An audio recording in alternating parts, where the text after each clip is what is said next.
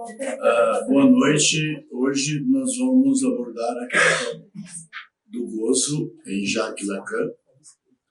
O gozo, amor e o desejo. A gente deu o título. Aqui nós temos como imagem da capa a escultura de Bernini, de Santa Teresa d'Ávila. E que Lacan fez um texto específico no Seminário 20, onde ele aborda essa questão do gozo, né?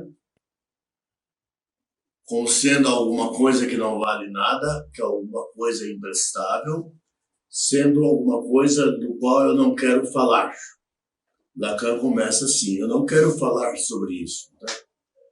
E o gozo seria, eu diria, uma posição da pulsão, um ápice pulsional que realmente causa mal-estar e sofrimento. Aqui nós temos o gozo místico de Santa Teresa d'Ávila, né? Vamos ver aqui o texto, né? Que é um texto que está na contracapa do livro Plus Encore, mais ainda, né? Olha o que diz Lacan sobre o gozo místico de Santa Teresa d'Ávila, na escultura de Bernini. Basta que vocês olhem em Roma a estátua de Bernini para compreenderem logo que ela está gozando. A Santa Teresa, não há dúvida. E o que é que ela goza? É claro que o testemunho essencial dos místicos é justamente o de dizer que eles o experimentam, mas não sabem nada dele. Eles experimentam o gozo místico, mas não sabem defini-lo. Não sabem dizer o que ele é. Ok? Essas jaculações místicas não é lorota nem só falação. É, em suma, o que se pode ler de melhor.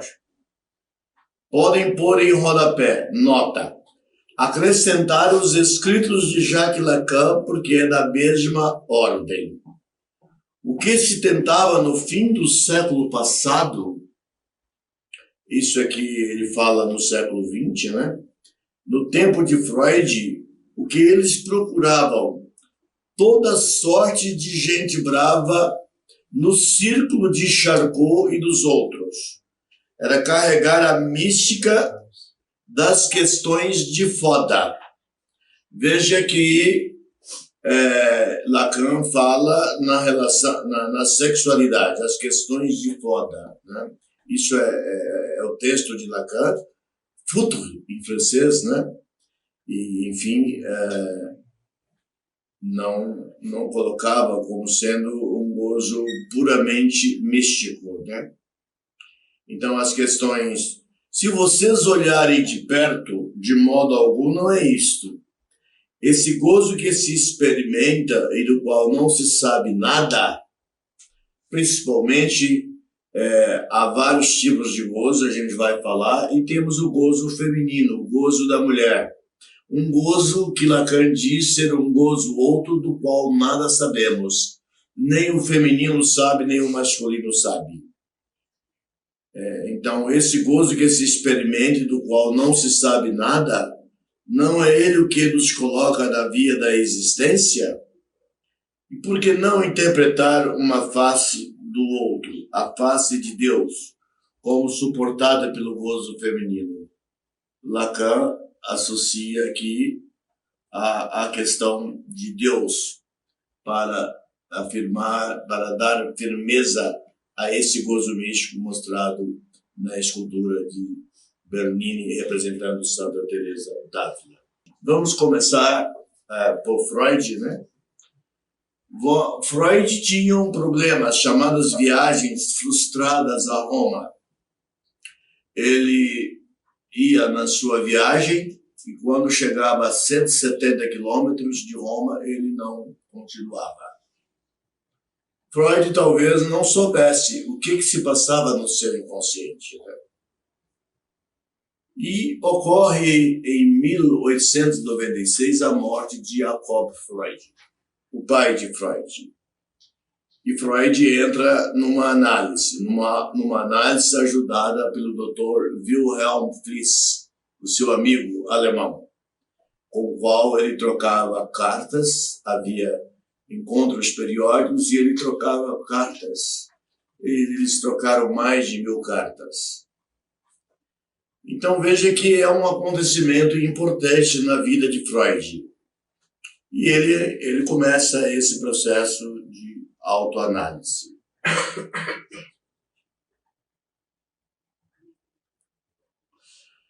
Os significantes analíticos. O psiquismo de Freud envolvido com a tragédia Édipo Rei. Freud era um leitor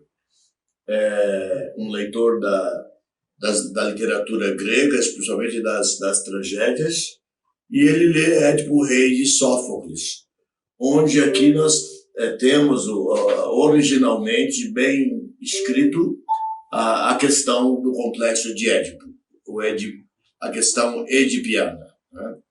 Édipo Rei, que nós sabemos que se compõe de Édipo, o rei Édipo, se compõe do personagem Laio, o pai de Édipo, Jocasta, a rainha de Tebas, e ele casada com Laio, né? Laio. Ocorreu que quando ele nasce, ele está recém-nascido, o rei de Tebas leva o bebê Édipo e dependura numa floresta no Monte Citeron. E a palavra Édipo em grego quer dizer pés inchados. E ele finalmente é adotado pelo rei Políbio, pela rainha Mérope, que eram vizinhos do reino de Tebas. Ocorre a adoção. Mais tardiamente, ele como príncipe do reino de Corinto, as coisas caminhavam, mas num dado momento alguém diz que ele não era filho de Mérope e de Políbio, né, os reis de Corinto. E ele vai então ao oráculo novamente e ele fica confuso em relação ao oráculo e ele sai do reino de Corinto e encontra um senhor, a sua carruagem encontra um senhor na pista e ele acaba tendo um conflito e mata este homem. Era o rei Laio, né, o rei de Tebas, e ele encontra a esfinge, ele consegue responder as perguntas da esfinge, né? Qual é o tipo, a espécie que de manhã anda de 4, perdão, né? Repetindo, de manhã anda de 4, meio-dia anda de 2 e ao anoitecer anda de 3. Então ele explicou que era o homem, né? A infância, a vida adulta, e a velhice. Então ele consegue destruir a esfinge, né? E ele acaba sendo convocado a se casar com a rainha Jocasta. E finalmente o reino de Tebas é acometido de uma grande epidemia, de grandes desgraças, né? Então um adivinho disse que no próprio Palácio Real estava alguém que tinha praticado o incesto, né? E finalmente ele acaba sabendo, né, pelo adivinho da corte, que ele era o incestuoso, que Jocasta era sua mãe, com a qual ele tinha tido 4 filhos. E finalmente ele fura os olhos e vai pelo mundo acompanhado da filha. Né? Então veja você, o psiquismo de Freud é envolvido com a tragédia Édipo Rei de Sófocles por causa dos seus próprios problemas, né? O pai sem ocupar o lugar do significante mestre e do significante do pai.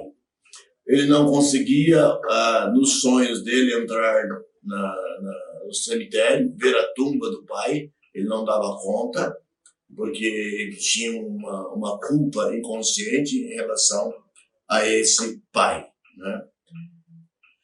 A mãe com poderes no psiquismo do filho e o pai fraco. A mãe era muito poderosa, a mãe de Freud, em relação a ele, e o pai uma figura fraca. E ele tem lembranças, o sujeito da análise de Freud, né? O significante do mestre é elevado ao grau máximo de S1, anota seus sonhos difíceis e escreve a interpretação dos sonhos de 1896, porque a autoanálise dele foi de 1896 a 1900. Durante essa autoanálise ele escreve a interpretação dos sonhos. Oniricamente, a tumba do pai é proibida para Freud. A abertura do Dasein freudiano. Freud alterna o que ele lembra? Ele lembra da cena quando ele era menino. Então Freud lembra quando ele tinha 4 anos, andando guiado pelas mãos pelo pai.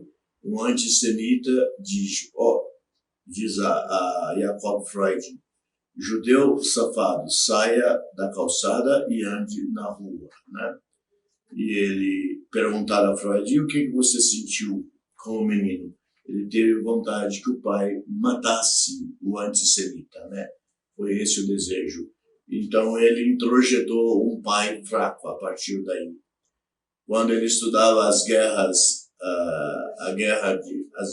cartaginesas, os colegas torciam para os generais romanos, que eram os vitoriosos da grande potência, e ele, como estudante, torcia para os generais cartagineses, que sempre perderam as guerras, né?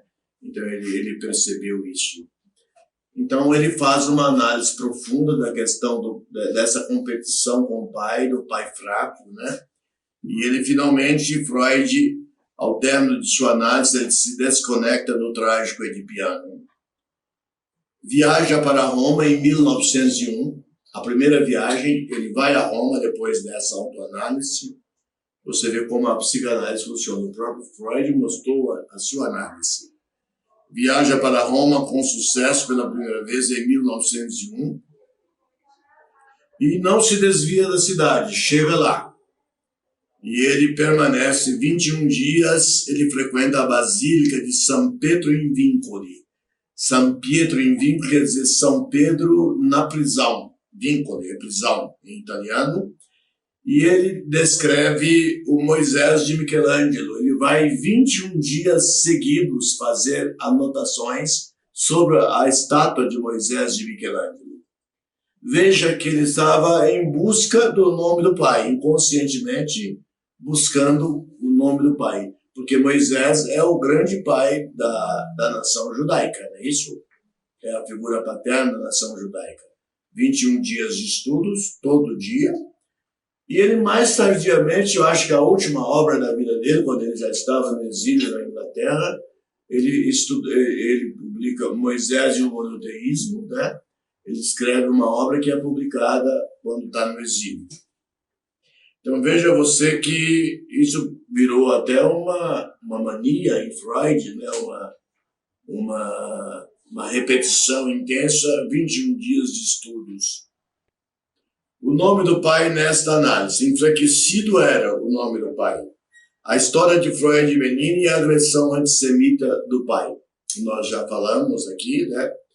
O Freud menino, nas aulas de história, torcia para os generais cartagineses, os perdedores, os fracos, e não para os vencedores romanos. Por que ele não ia a Roma? Roma, a cidade dos Césares, cidade dos papas, a cidade do poder. O nome do pai nesta análise. Enfraquecido era, eu já falei isso. A história de Freud menino e a agressão antissemita do pai. O Freud menino nas aulas de história, esse eu já falei, estou repetindo.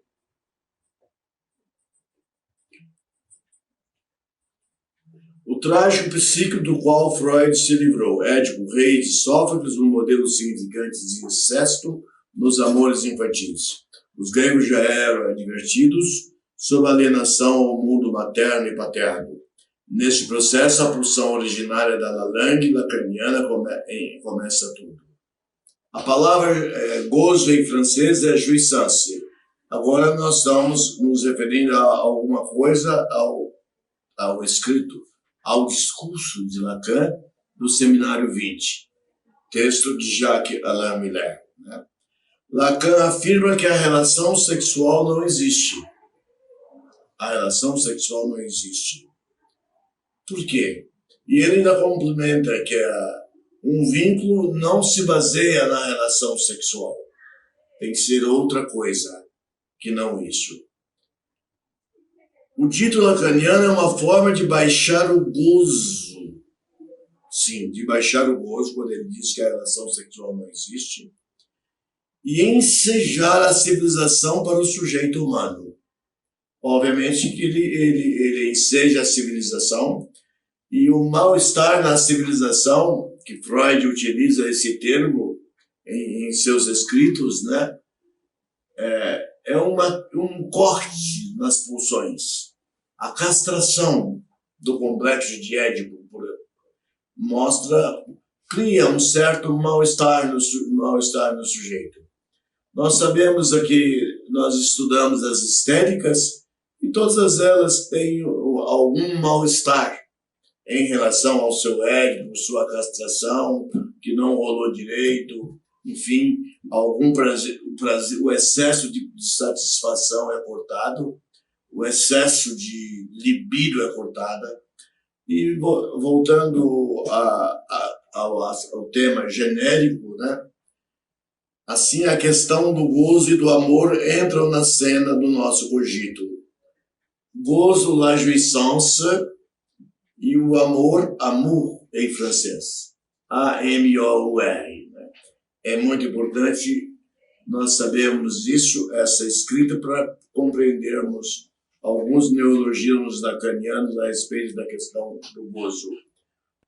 A relação sexual não existe. O amor dentro do sexo se torna uma negatividade. O amor é uma negatividade. O que é amor?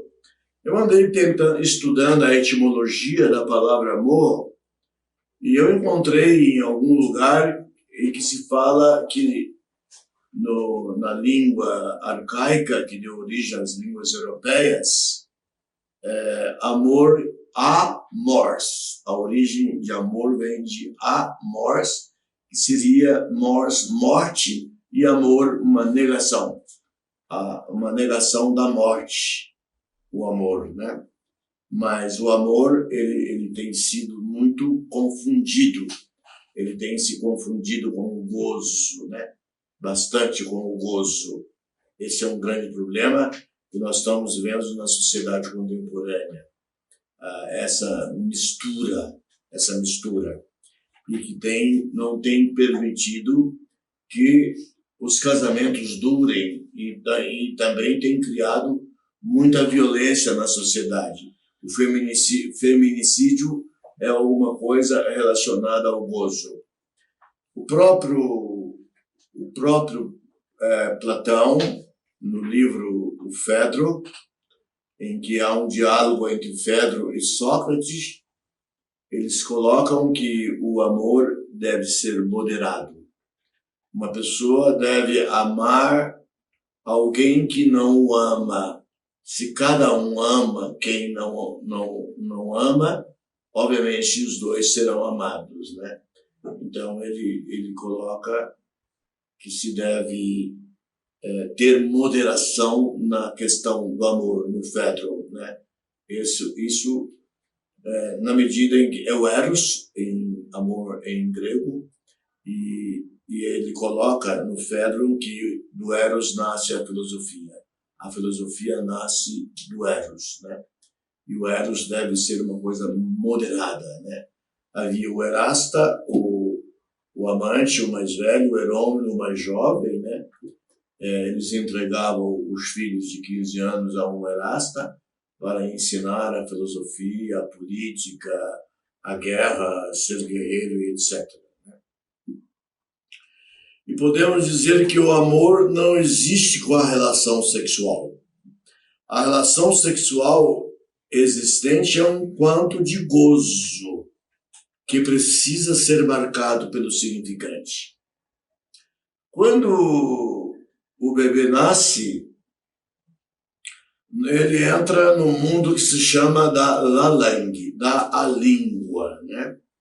É uma exclusividade de contato com a mãe até os 4 meses, podendo ir até os 6 meses, em que o bebê só percebe a linguagem materna e ele se sente como se os dois fossem um.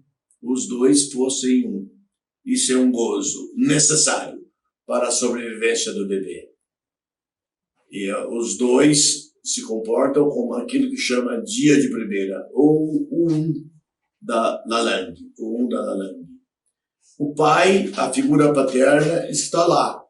Ela entra no imaginário do bebê, mas simbolicamente o pai só vai existir como significando o nome do pai a partir dos 6 meses de idade. Até os 4 meses o pai não dá conta de resolver um choro. Os choros do bebê podem, em geral, são pelo seio, querendo o seio. O choro também pode ser por fantasias, a mãe boa, a mãe má, o seio bom, o seio mau, ou terror sem nome. Se nós lermos o que fala Melanie Klein, e a mãe é quem vai dar clareza a esse mundo, né? A esse mundo a mãe é quem vai dar clareza, o pai não dá conta. Mas a partir dos 6 meses o pai já... E a posição primeira que da Lalang é a dia de primeira, ou posição esquizoparadoide, e a posição segunda é a posição depressiva, né? Da Lalang, a criança vai entrar no mundo da linguagem, e o pai participa da linguagem. A linguagem, ela é um dos aparelhos do gozo, né? O gozo se espraia, ele se expressa pelo mundo da linguagem. Pela linguagem ele se expressa. Então, portanto, o processo de castração, de privação, ele deve atingir a linguagem e o pensamento. Porque, a linguagem é do campo pensando na lógica borromiana do real, simbólico e imaginário, a linguagem é do simbólico. Mas a linguagem é um aparelho importante para o processo de nutrir o gozo, de sentir o gozo, de passar pelo gozo, né? Então a relação sexual não existe. A relação sexual existente é um quanto de gozo que precisa ser marcado pelo significante. Então esse gozo primário que nós citamos, que está na Lalang, ele vai ser marcado pelo significante fálico, que nesse caso é o falo paterno, né? Representando a lei, né? No momento em que o pai entra no jogo do mundo da Lalang. O quantum de gozo, o gozo do outro. Agora, se nós formos pensar na quantidade de gozo, né? Poderíamos fazer uma escala descendente a respeito do gozo. E eu aqui não coloquei todos. Existe algum gozo que ficou fora. Temos o gozo do outro, que é o gozo mais alto. Seria um gozo do período da Lalang. La jouissance de l'autre, em francês. O gozo do outro.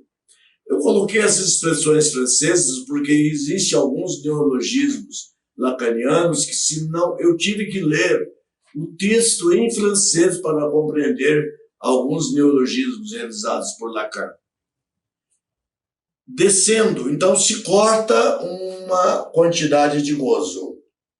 Então nós ficamos com o gozo do outro, sai, porque se cortou uma parte de gozo, e vamos ter o gozo fálico, la jouissance phallique, que é o gozo marcado pelo falo. pelo falo, obviamente, esse falo teria conexões com o significante do nome do pai. La jouissance phallique, né? E esse gozo fálico que ele tem lei, ele já tem a marcação do significante fálico. Ele pode também tirar mais gozo, mais quantum de gozo, e nós vamos ficar com o mais de gozar. O mais de gozar, que Lacan chama em francês le plus de jouir. Esse mais de gozar que vai acabar chegando a aquilo que nós chamamos de objeto pequeno a. O objeto pequeno a, que Lacan colocou como sendo a sua grande invenção, o objeto causa do desejo, ok? Objeto pequeno a. Mas tem um outro gozo que eu não citei aqui, que é o gozo feminino. O gozo feminino, o gozo outro feminino, que as mulheres não conseguem compreender e que os psicanalistas não dão conta de compreender. E é um dos elementos que tornam mais delicada e mais difícil a psicanálise das mulheres, esse gozo feminino, que eu não coloquei na lista desses gozos que estão aqui presentes. O objeto pequeno a. Então, nós falamos que do mais de gozar, esse resto de gozo passa para o objeto pequeno a, e que é a invenção de Lacan e produto da renúncia gradual de gozo. Já falamos. O objeto pequeno a não representa o gozo lacaniano, e sim o significante de uma renúncia civilizada ao gozo. Uma renúncia civilizada ao gozo. O objeto pequeno a se conecta com o Novo Romeu, real, simbólico, imaginário, tanto que no Novo Romeu ele fica no meio, né? No meio. E o objeto pequeno a também, no seminário 11 de Lacan, os 4 princípios fundamentais da psicanálise, o objeto pequeno a, quando Lacan coloca a montagem da pulsão, a pulsão ela sai da sua origem e circula o objeto pequeno a e retorna, né? Essa é a montagem da pulsão que as pessoas podem lerem em Lacan no seminário 11. O objeto pequeno a representa o significante do desejo, sim, o significante do desejo. O desejo seria a pulsão civilizada, a pulsão moderada, a maneira com que Platão citou no Fedro. Né? O desejo, este possível e indicado na estrutura do sujeito. O desejo é um elemento importante da estrutura do sujeito e que podemos chamar de amor, jamais de paixão, já que paixão quer dizer o quê? Doença. Vem do pathos grego, doença, dor, sofrimento, né? Para o latim, passion, e para o português, paixão. Nas línguas europeias, de um modo geral, é o mesmo sentido. A literatura gosta de ainda usar a paixão, mas a paixão é uma doença, né? É uma doença, é uma estrutura gravemente patológica. E no amor, a paixão não funciona, tá certo? Desorganiza o vínculo entre dois sujeitos. O amuro. Amour em francês, A-M-O-U-R. Amour, é o amor, l'amour, né?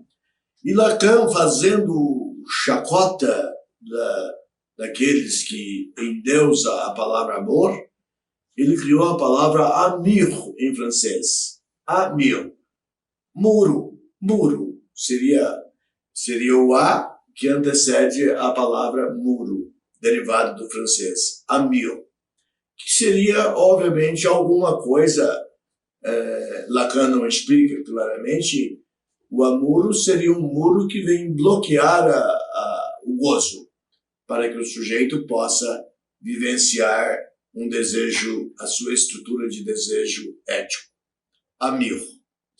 Lacan debocha da palavra amor e tenta encontrar as contaminações inadequadas.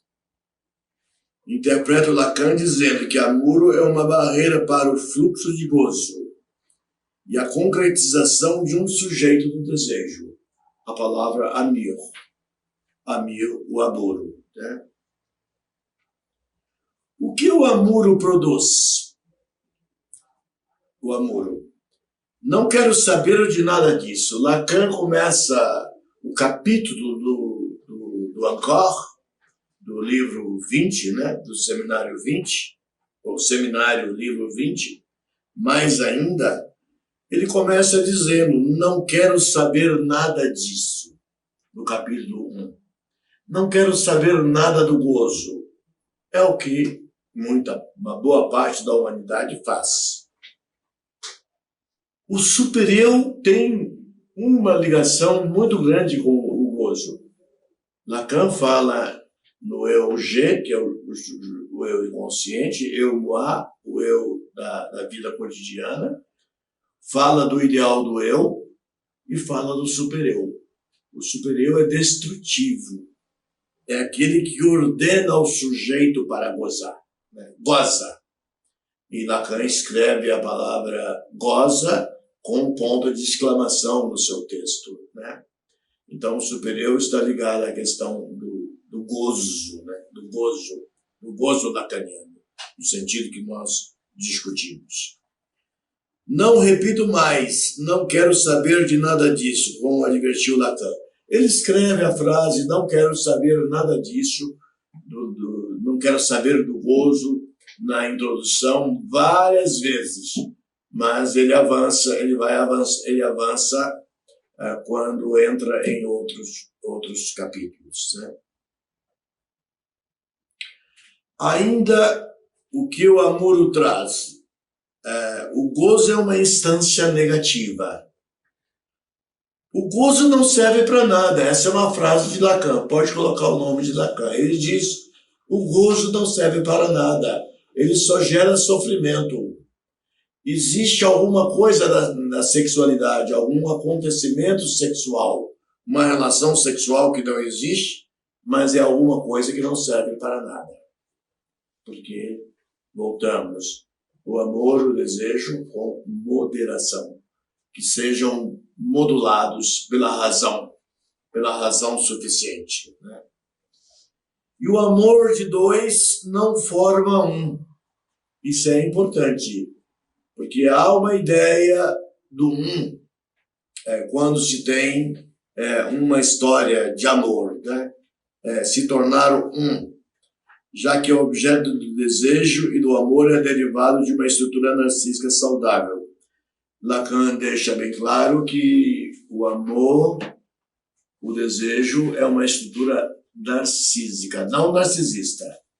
Narcisista é aquele que ama somente a si mesmo. Agora, a estrutura narcísica ou narcisamento é uma construção do desejo e do amor em si mesmo, né? Não esperar que o outro é que tenha isso. Se cada um tenha a sua estrutura narcísica para amar, é bem provável que todos deem certo. E nós sabemos que não é fácil ter essa estrutura narcísica que produz um cuidado consigo mesmo, né? Aquilo que Heidegger chama de Sorge, S-O-R-G, né? O cuidado com o Dasein, o cuidado com si mesmo. Letra de uma carta de amor. Tem uma pergunta aqui que fala sobre a questão do amor. Letra de uma carta de amor. Eu tive que ler o capítulo todo. Tem une lettre d'amour. Está escrito o título. Esse aqui é o título do capítulo em português. E em francês é une lettre d'amour. Uma carta de amor. Mas vamos lá. o que acontece? Amor é um derivativo do amour. Existe o amour, em francês, o amor, que é A sem acento. A-M-O-U-R. Amour. Amor. E tem a palavra âme, em francês, que âme quer dizer alma, com acento circunflexo. A com acento circunflexo, M-E. Então a palavra âme, Les Passions de l'âme, As Paixões da Alma, uma obra de René Descartes, em que ele estuda os afetos, de um modo geral, né? O René Descartes. Então veja o que acontece. Lacan junta amour com âme, amor com alma, e cria a palavra amor com acento circunflexo. Olha que pouca diferença, né? Então o amor com acento circunflexo é a união de amor e alma. E que em português traduziram como amor. Ok? Alma e amor. O que difere a palavra amor de amor é o acento circunflexo no A, que vem da palavra ame, quer dizer alma, né? Então traduziram como amor, né? Letra de uma carta de amor. Tá claro? Lacan cria a palavra, eu já falei, aí temos até o verbo, eu almo, tu almas, ele alma, né? Ele até faz uma conjugação desse termo amor. Essa tradução é uma tradução, enfim, não sei se ela corresponde ao que é necessário, mas é importante saber a origem dessa palavra amor, né?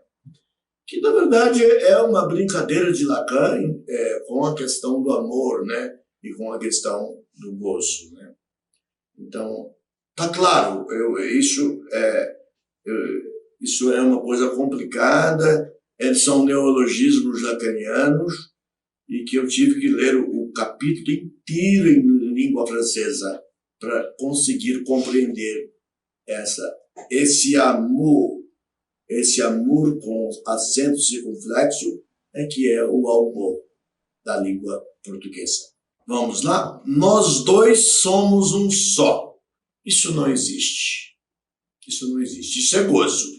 Se dois tentam ser um só, são conflitos, são choques, são problemas e são sujeitos que não se identificam, né?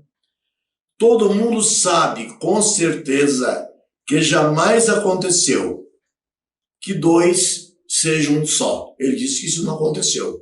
Isso não acontece. Às vezes há a fantasia de dois ser um só, mas isso não acontece. Ele diz aqui, todo mundo sabe com certeza que jamais aconteceu entre dois que eles sejam só um. Isso é gozo. Os dois pensarem que são um. Só um. Mas enfim, nós dois somos um só. Enfim, isso não é verdade. Isso é uma fantasia. E daí que parte a ideia do amor. Que parte a ideia do amor. É verdadeiramente a maneira mais grosseira de dar a relação sexual a esse termo que manifestamente escapa do seu significado. O começo da sabedoria deveria começar a perceber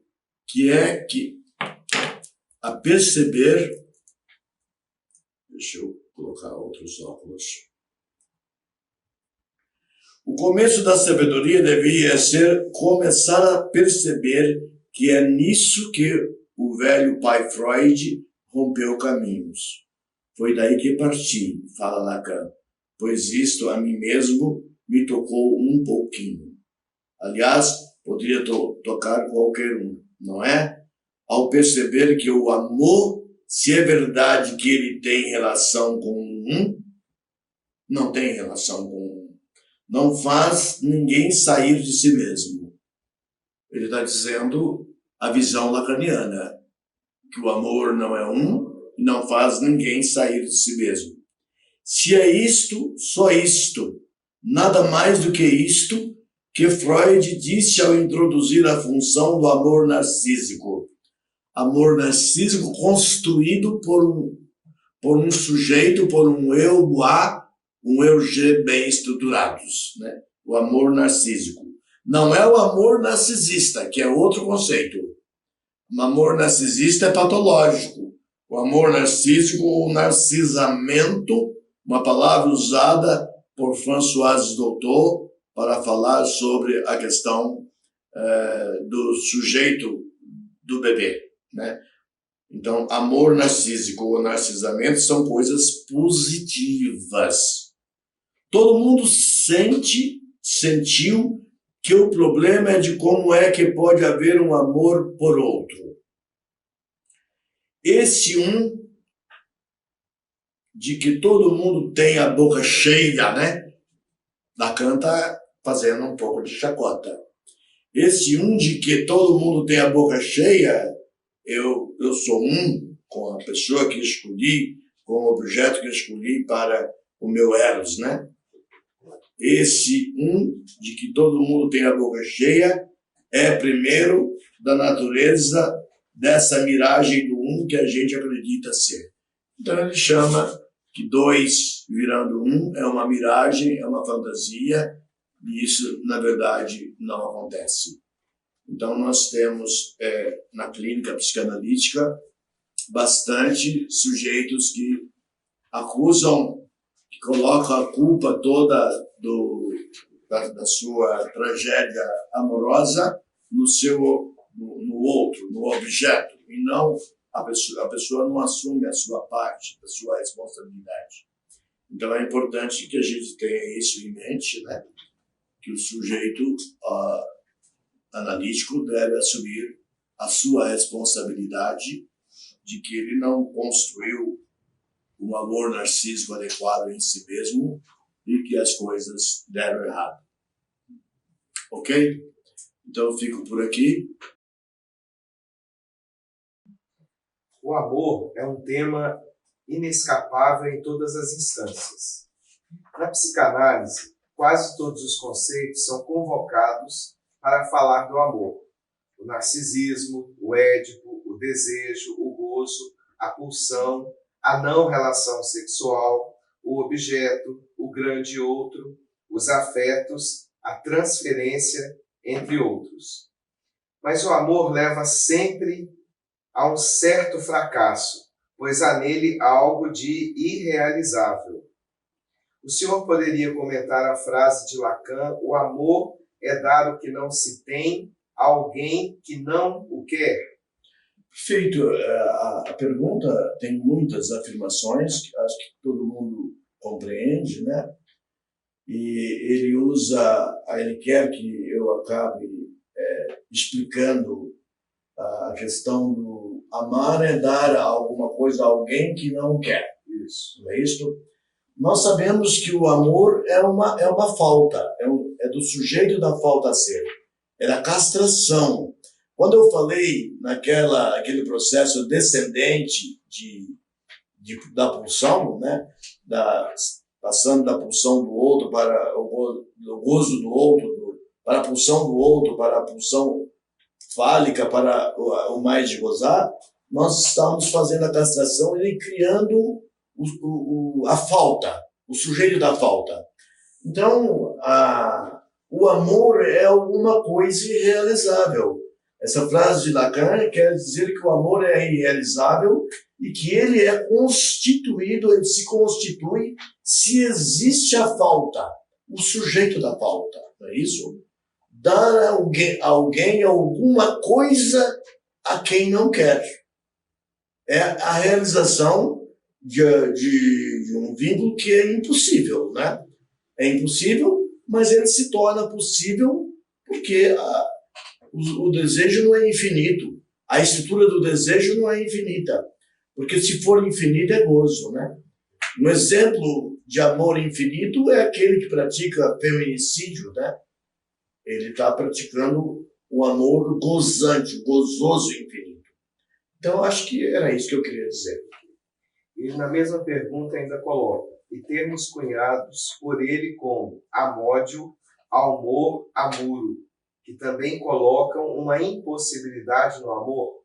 Eu falei do amódio, né, que é la haine, ira em francês, é raiva, é ódio, mas a palavra enamoration, la enamoration em língua francesa, né? Falamos do amor que é a união de âme com o amor, né? O amour, né, em francês, e que deu origem ao amor com acento circunflexo, e que traduzido para a língua portuguesa é amor, né? E, na verdade, são chacotas de Lacan para realmente fazer dissolver a fantasia de que dois são um na questão amorosa. E, obviamente, não confundir o amor com o gozo e com as paixões. Isso, eu acho que é isso que eu queria dizer. Eu respondi a pergunta. Posso só dizer uma coisa, doutor? Essa impossibilidade no amor, nessa perspectiva romântica, né, na qual somos inseridos historicamente a pensar, né, nessa perspectiva de um amor pleno, né, e eu acho que o Lacan, ele brinca com as palavras para dizer essa perspectiva, ela não existe. Ela não existe. Ela não existe. Agora, isso não significa que não seja amor. Não é amor numa perspectiva. É o amor com a falta. Com a falta. Com o sujeito da falta ser. É aquilo que falta, né? Ele não é aquela coisa completa. Então, se você vê Tristão e Isolda de Wagner, a ópera, né? Você vê que há um grande amor e ele só realiza esse amor na morte, né? Na morte. Então, como você colocou, tanto na literatura como nas artes, se coloca o amor como uma situação gozante, né? Não como algo da falta. Seria impossível, como é que você faria tragédias gregas, né? Óperas, sem considerar esse gozo maravilhoso desse amor infinito, desse amor que vai até ao mundo do além. O amor para Lacan seria como se contentar com a falta, né? Se contentar com a falta, exatamente. Se contentar com o objeto pequeno a, aquele que perdeu muita coisa. Se contentar com o objeto perdido que você tem, que é o amor. Isso é interessante para a psicanálise, né? Para as próprias sessões de psicanálise em determinadas situações. Doutor Campos, voltando aqui ao início da pergunta, né? Quando cita aqui o Lacan, dado que não se tem, que não quer receber, o que não se tem é o que no eu é falta. Né? Certo. É a base do desejo. Certo. Constitui o desejo. Isso. Né? Então, o amor seria, vamos dizer, aquilo que advém após essa articulação de faltas, né, que estabelece o desejo. Né? Então, eu dou ao outro aquilo que em mim é falta. Certo. Assim como o outro também me oferece aquilo que nele é falta. Né? Sim. Então, o amor como essa construção a partir do desejo, da articulação dessas duas faltas. Né? Perfeitamente. A castração, a privação, a frustração, né, que constrói um sujeito civilizado para si mesmo, para o outro, para a sociedade, para o mundo. Né? Mas eu acho que também tem um papel importante aí do outro como objeto pequeno a. Né? Como objeto pequeno a. No sentido de que, inconscientemente, o eu percebe no outro essa espécie de presentação do objeto pequeno a, como se o outro Sim. fosse portador daquilo que em mim é falta. Né? Então, eu invisto no outro, na qualidade de objeto pequeno a, por inconscientemente perceber nele que ele é portador de alguma coisa que eu não tenho, né? Dessa dimensão de mim perdida em mim. Perfeito. E Lacan, ele tem um seminário inteiro, ele passa um ano discursando de um outro ao outro, né? Do grande outro ao pequeno outro, né? E em que ele mostra a importância desse pequeno outro, objeto pequeno A, para a lógica da psicanálise, para a teoria da psicanálise e para a clínica psicanalística também, para o divã. Essa reflexão sobre o amor a partir do Lacan me lembra muito, assim, me leva muito ao contexto de paradoxos, né? E aí, inevitavelmente, eu só me lembro do Camões, né? Amor é fogo que arde sem se ver, é ferida que dói não se sente, é um contentamento descontente, é dor que desatina sem doer. É um paradoxo, é a falta, é um... Né? Amar o que falta, tanto em mim como no outro, né? Mas para que nós estejamos numa civilização em vários níveis, nós precisamos disso, né? Para nós não sermos selvagens, para que não ocorra, por exemplo, o feminicídio. Esse processo que nós estamos falando tem que existir, né? Essas faltas simbólicas. Sim, é só amor, né? Que conhece o que é verdade, é só o amor que é essa possibilidade, né? Dessa dualidade, né? É que a nossa possibilidade, né? E esse amor que é colocado no Fedro de Platão, né? No diálogo entre Sócrates e o jovem Fedro, o amor deve ser uma coisa moderada, não deve lesar o outro, né? É interessante que uma coisa tão antiga, né, 2000 e tantos anos, e muito parecido com aquilo que Lacan vem colocar na psicanálise a respeito do amor. Doutor Campos, me veio aqui a lembrança de uma passagem que o Lacan afirma, não vou me lembrar onde ele falou isso, mas que o amor, embora todos busquem o amor, né, no sentido amplo, mas o amor ele não está acessível a todos, o amor romântico, né? Não os outros amores, mas o amor romântico não estaria acessível a todos, que o sujeito teria que ter estofo, né? Ter estofo para poder alcançar o que na concepção dele é o amor. E o amor romântico, ele equivale ao amor cortês, né? É um amor também delicado, onde ocorre falta, não há presença da relação sexual. Não é isso? No amor romântico. Agora, no Fedro se diz que você pode amar alguém que não te ame, né? Então, nas monarquias europeias, principalmente do ano 900 para cá, passando pelo segundo século, os casamentos nas monarquias não eram pela relação sexual, não era pelo desejo, eram por interesses de Estado, interesses políticos. E funcionava, né? E a coisa funcionava dessa forma. Casamentos por interesse, por questões de Estado. Quando Ana d'Áustria se casa com o rei Luís XIII da França, é porque eles queriam um processo de paz entre as duas monarquias, né? Qual a diferença entre desejo, pulsão e gozo? Veja você, a pulsão, Lacan dizia, toda a pulsão é a energia sexual, que Lacan, inclusive, chama de drang, tem o alvo, né? E que a pulsão, ele faz a montagem da pulsão. Mas nós temos que pensar que a pulsão em si mesma, ela é uma pulsão perversa. Ela precisa de passar pelos processos de castração e pelos processos de simbolização. Tem que passar pela lógica borromiana, né? Qual a outra pergunta? Como é que é a pergunta? Qual a diferença entre desejo, pulsão e gozo? Ok, pulsão seria a sexualidade selvagem, né? A pulsão, né? Gozo é tudo isso que nós falamos, que de nada serve, né? E que realmente luta pela relação sexual que não existe. E o desejo seria, vamos dizer, a pulsão já civilizada, já portadora de uma ética. Isso desde Aristóteles se fala nisso, né? De uma ética.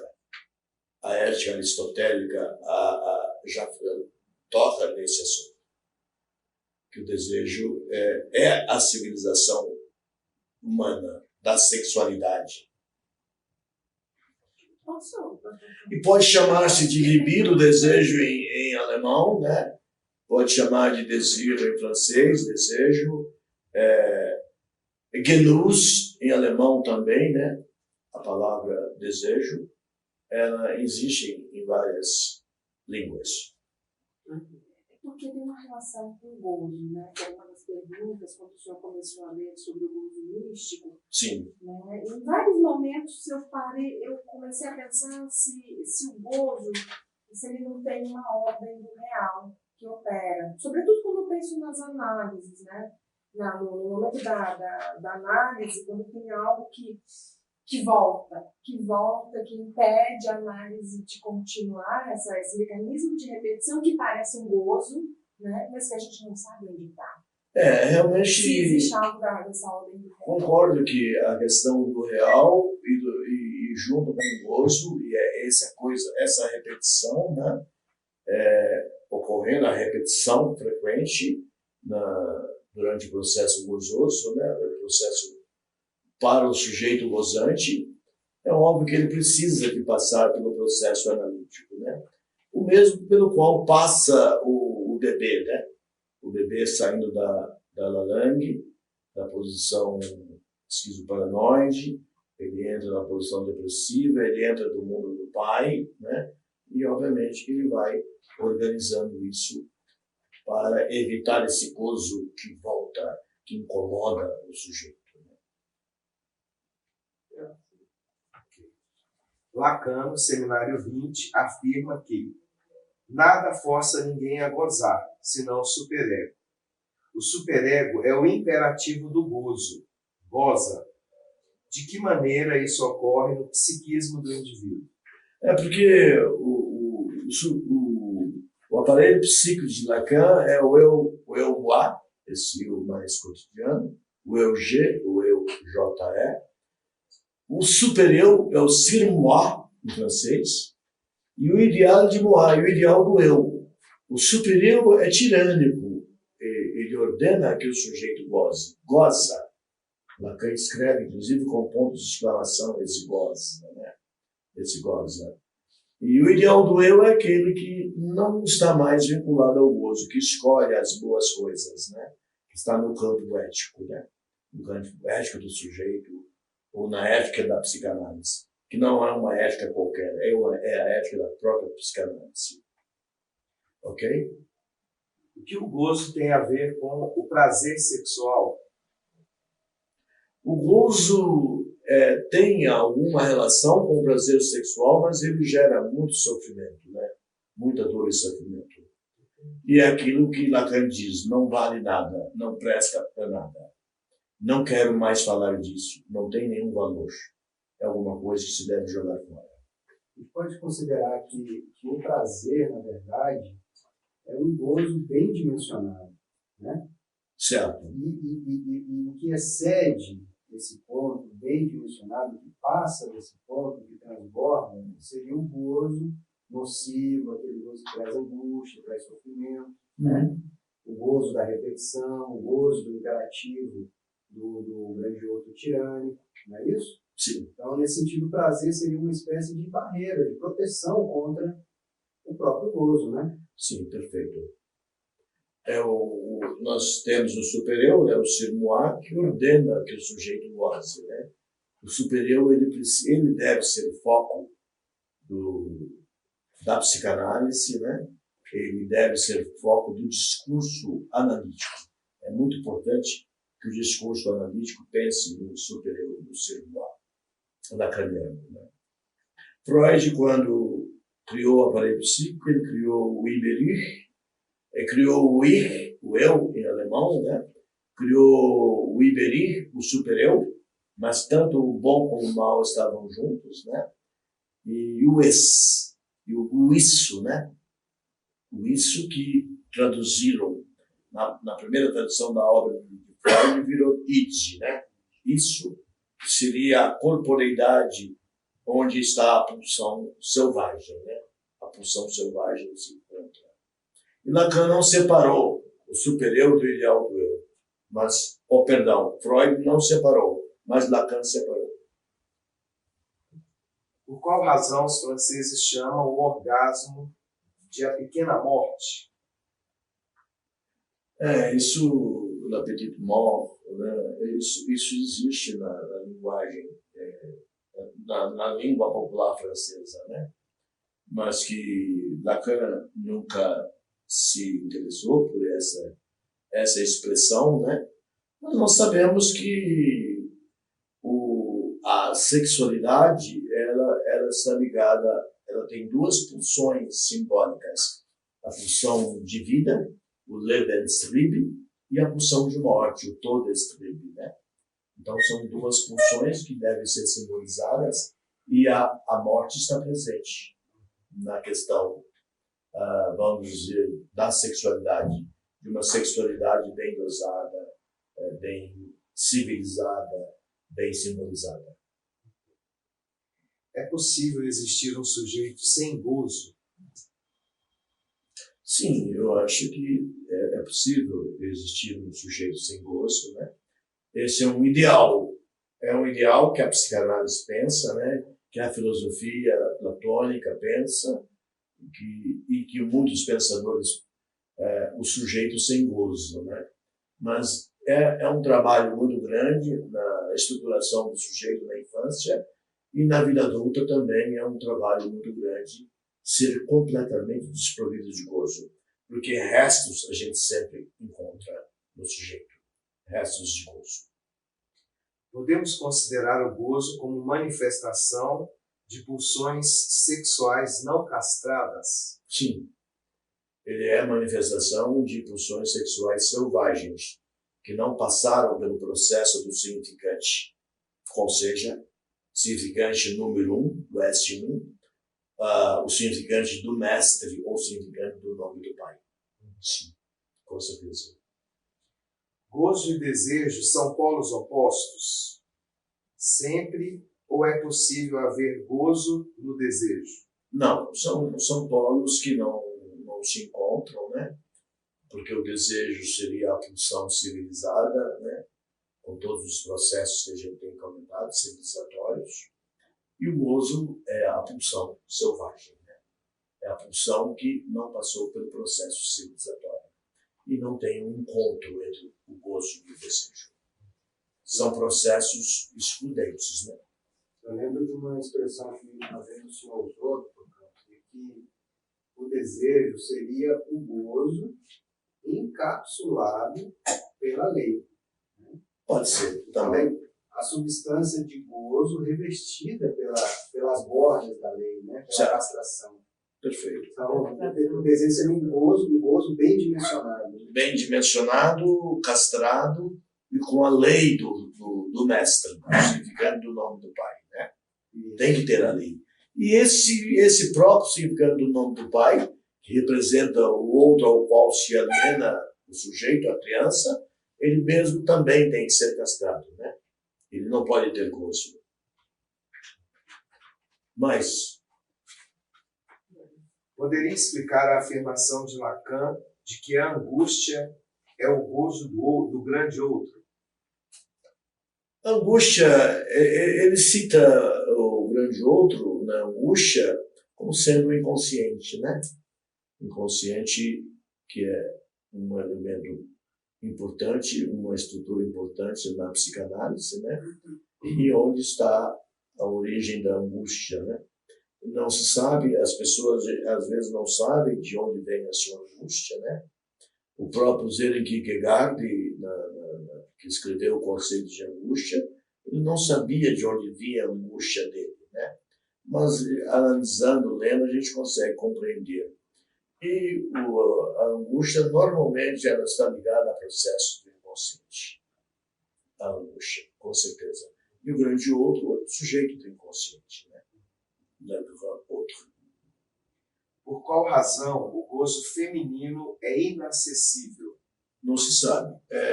Eu citei o gozo do outro, o gozo fálico, o mais de gozar, e o gozo feminino, Lacan não coloca como gozo outro, um gozo desconhecido, um gozo do qual não se pode dizer nada. Freud também compreendia, né? E isso torna a questão de entender a mulher na psicanálise mais difícil, né? É mais complexa a psicanálise da mulher, porque ninguém sabe de onde vem esse gozo. O gozo de Santa Teresa d'Ávila de Berlim é o gozo do místico, é o gozo místico. Esse gozo místico a gente conhece ele na prática, né? Historicamente, todos os santos da Igreja Católica gozaram do ponto de vista místico, né? Senão eles não seriam santos, né? Mas esse gozo feminino é um gozo que ninguém conhece até hoje, né? E Freud fez a pergunta, was will das Weib, né? O que quer a mulher? Em alemão, é a pergunta de Freud, ele disse, eu não sei. Há alguma psicanalista que se debruça sobre o conceito de gozo? Uma mulher? Todas as psicanalistas. Tanto quanto Freud e Lacan? Porque, assim, às vezes... Não tanto. Eu acho que Melanie Klein não se debruça tanto sobre esse assunto. Tanto quanto Freud e Lacan. Não tanto. É porque, assim, é um posicionamento masculino diante desse gozo. Né? Sim, E talvez, por isso... Pode ser que se as psicanalistas enfrentarem a questão, porque é um problema complexo, vão encontrar uma solução. É um campo a ser desbravado. Was will das Weib? Não sei. Não sei o que quer a mulher, né? Dizia Freud, né? E Lacan, num seminário em Milão, ele disse, la femme n'existe pas. A mulher não existe. Porque o homem é todo, porque ele é fálico. A mulher é não toda. Ela é uma falta, né? Então, por isso que Lacan diz todo tipo de desejo é fálico, e, portanto, a mulher também tem falo. A mulher não existe. Faz todo sentido, doutor Campos. E faz todo sentido que o Freud tenha feito essa afirmação sobre, ou melhor, essa indagação sobre o que querem as mulheres, porque vem Lacan depois dizer que a relação sexual não existe, né, de maneira que cada homem e cada mulher tem um modo de gozar próprio, né, de maneira que o gozo da mulher é inacessível ao homem e o gozo do homem é inacessível à mulher. E o gozo é fálico, Ele disse que não há esse significante que represente o gozo de um para o outro. Exato.